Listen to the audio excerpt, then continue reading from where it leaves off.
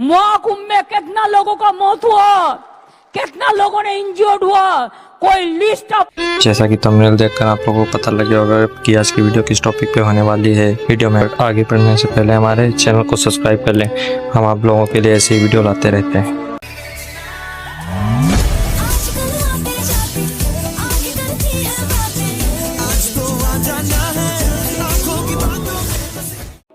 ত্রিপুরায় বলেছিলে BJP government আসার পরে চাকরি ফেরত দেবো, আজ পর্যন্ত দিয়েছো, 7 বছর হয়ে গেছে।